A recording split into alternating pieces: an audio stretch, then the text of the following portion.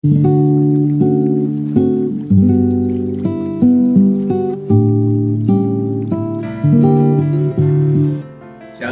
jemaat yang dikasihi Kristus.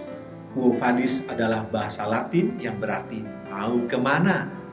Kalimat quo vadis memiliki kaitan erat dengan Rasul Petrus. Setelah Kristus Yesus naik ke surga, maka turunlah Roh Kudus kepada murid-murid Kristus.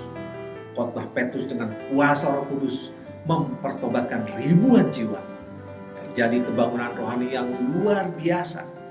Gereja sebagai persekutuan orang-orang beriman mendapatkan perhatian dan disegani karena menunjukkan cara hidup yang saling memperhatikan, tolong-menolong, saling mendoakan, dan tidak mementingkan kepentingannya sendiri. Ini semua adalah perwujudan dari ketekunan mereka dalam pengajaran para rasul. Mereka tekun bersekutu dan memuji Allah. Dampaknya, saudara-saudara sekalian, adalah gereja yang disukai banyak orang dan Tuhan menambahkan jumlah jiwa-jiwa yang diselamatkan.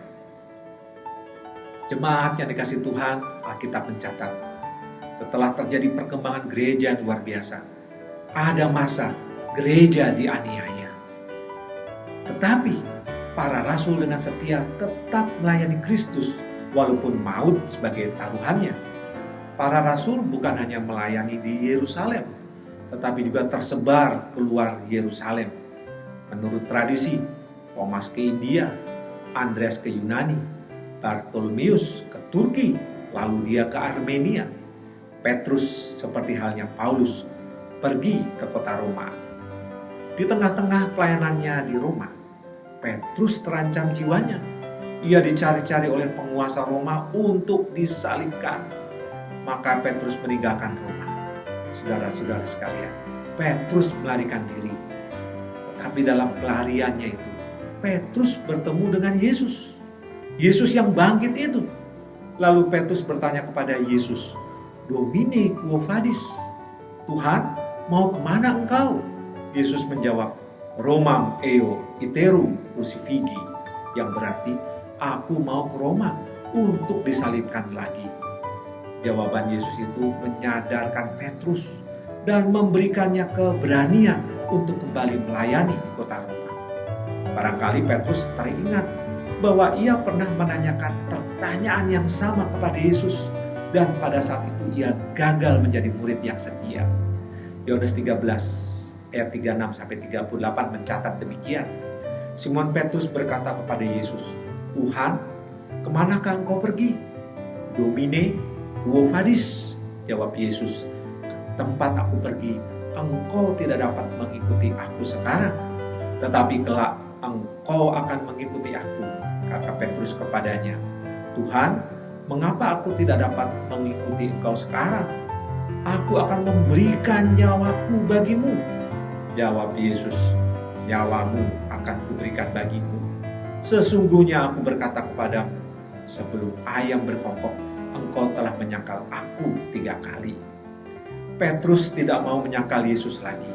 Kali ini Petrus sungguh setia kepada Yesus. Pada akhirnya Petrus martir di Roma. Petrus disalib dengan kepala di bawah, dan pada tahun 637 dibangunlah gereja Domine quo vadis yang letaknya tepat di mana Petrus dan Yesus bertemu sebagai kesaksian untuk peristiwa itu. Jemaat yang dikasihi Kristus, pada masa pandemi ini, jika ada pertanyaan pada gereja, quo vadis? Maka jawabannya adalah gereja tidak meninggalkan pelayanannya. Gereja tetap bersekutu. Gereja tetap tekun dalam pengajaran firman Tuhan.